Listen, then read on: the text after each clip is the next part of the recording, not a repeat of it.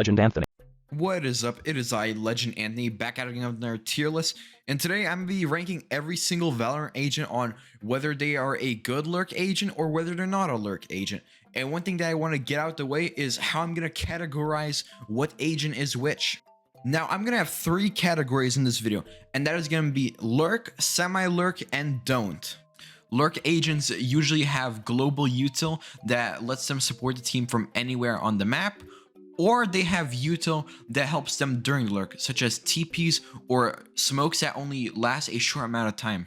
Semi-lurk agents either have util that limits where they can lurk, or they don't have any global util at all, but they have util that helps them during the lurk. Agents in the don't category, just never lurk with them at all. If you lurk with these agents, you are actively throwing unless it is a default or a specific plan. So yeah, with that out of the way, let's go on to the tier list.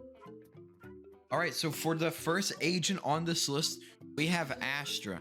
Now, if we talk about what we discussed on what makes a good lurk agent, Astra is definitely a lurk agent. She can use all of her util while not being with her team because all of her util is global. So for that reason, she is technically a lurk agent and not a bad one.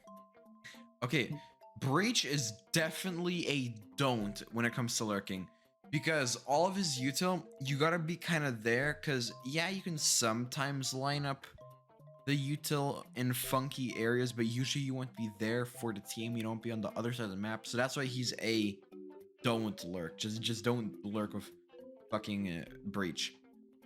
Brimstone is a semi-lurk because although one of his utils needs to be next to his team, his other util is his smokes. You can kind of lurk and still smoke for your team, but you are limited in what areas you can lurk, and that's why he's a semi-lurk and not a normal lurk. Chamber. The reason Chamber is also going to be put in semi-lurk is because the fact that his trip no longer is global means that when he sets up his trip, he usually is confined in a certain area where he can actually lurk. And because of that, because of him being limited, that's why he's a semi-lurk. Like, trust me, on some maps he can definitely lurk. It could definitely work out for him, but most time, no, do not lurk with Chamber on some maps. It's really map dependent. That's why it's going in semi. Cypher's exact definition of a lurk. He can support his team with his trips by holding flanks and holding sites while not being there, and he can also use his cages and cameras to clear corners and use it to get into funky areas, and that's why he is like top lurk. Fade is definitely a don't. Do not lurk with Fade at all, because the thing about Fade is that all of her util, like her dog, she has to be here.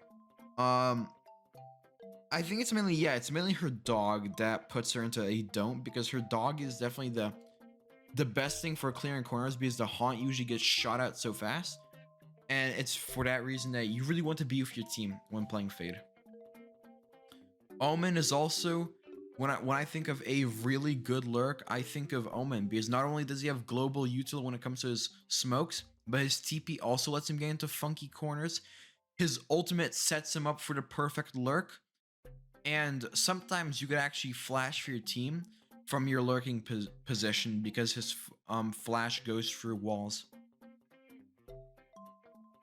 KO is a don't, because usually you want to be pushing with your team. You know, you want to flash your team. As KO, you want to knife, which sometimes you could come up with a lineup, but usually you have to beef your team to use your knife effectively. And when you're ultimating, you also want to be pushing with your team. So it's for that reason that he's in a don't.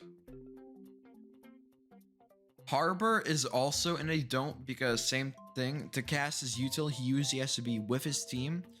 Yes, sometimes he's able to, like, from the side in a niche lurking position. Sometimes he can set up his team, but that's extremely map dependent, and usually that's not the case. Usually you just want to be with your team when you're playing Harbor to support them.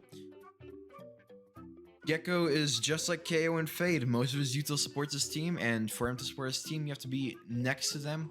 You know, you want to to use Wingman to plant a spike or defuse it, you gotta be with your team.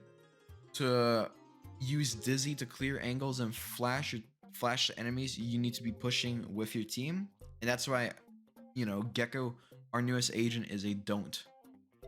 Jett, I was debating where to put her, whether to put her in don't or semi, but I eventually came to the conclusion that she's definitely a semi lurk because yeah, Jett will always be better to be pushing with her team, but in those niche scenarios when she's lurking, her movement util and her smokes do help her get into funny areas where she can just lurk and kill people. And sometimes you don't have to worry about losing anything as Jett when you're lurking because you're knifing, and if you die, you lose nothing. Now for KJ, I might be putting her into lurk, and the reason why she's going into lurk while Chamber isn't is that's because when it comes to KJ, she's way more flexible into where she can place her turret to watch flank. And that's because whenever KJ places down her turret to watch like flank or to watch a specific area and support her team, the complete line of sight of the turret is all the area it watches. It's not just this tiny area getting watched by the trip. It's all of the turret's line of sight. And because of that, you could also, you know, get more flexibility when placing it and also kind of move around where the radius will be, in which basically you can move around where the KJ will, you know, be able to lurk in. And also another upside is sometimes when KJ lurks up a site and she finds that it's wide open, she could actually set up that site and then have her teammates rotate to that site. And that's why she is a lurk agent, and a really good one at that too. Neon is the exact definition of a duelist that you should not lurk with at all, ever. Do not lurk with Neon. All of her util roars where she's at, so lurking sometimes just isn't that viable because they'll see you coming, unless you want to just not use her util, in which then why are you playing Neon? But yeah, just as a Neon, play and push with your team, please, for God's sake. Phoenix is also a don't. I was originally debating whether I should put him into semi because his wall sometimes lets him get into funny areas, but now that I think of it, his wall usually is able to be played around to a degree that it really does not save him, because all of his other util is best if you play with your team. Raze is also just a play with your team. All of her util roars where she's at. It doesn't really help her get into specific areas apart from her double satchel, but double satchel is like just at the end of the day, it's just push for your team as Raze. Reyna has nothing that supports your team but her flash, and her flash is only usable if you're pushing for team. Self-explanatory why she's a don't lurk. If you don't know why I put Sage in don't lurk, then you should maybe don't play Sage because you don't know how to do your job. Sky is also a don't. The reason why Sky is a don't is because all of her util, you have to be with her team to help you out, because her flash is best when with your team. Her dog is best used to clear angles for your team, and your heal is for your team. Sova is in a semi. He's in a wacky area because although yes, it's better to support your team. Sova's best when he's with his team pushing to support them. There are some Sovas that are just complete utter meth heads that literally have lineups for every single area of the map from every single angle of the map. And because of that, there is going to be that one Sova player that can literally be lurking a B. And when someone says, oh yeah, I need a dart there for heaven on A, he will somehow have a lineup for that. So it's because of that 1% of Sovas that I'm going to put him in semi-lurk. Viper's exact definition of a lurk agent.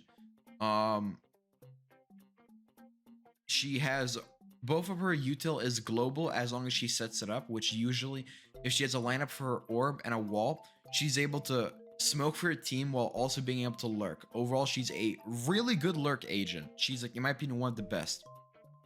And Yoru, although Yoru is best if you push your team, he has so much util that helps him lurk that I also must put him into lurk. Like, he's best when you push off your team, but you can also play a lurking playstyle of Yoru because you can use his TP to get into some random positions on the map.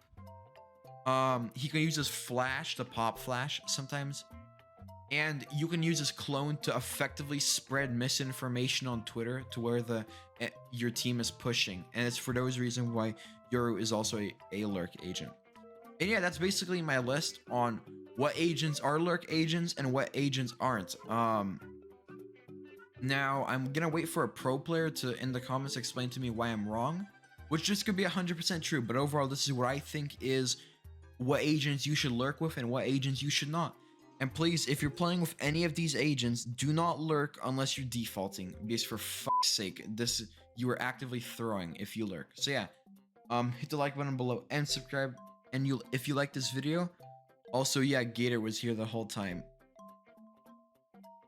And it will come, and it will come, and it will come.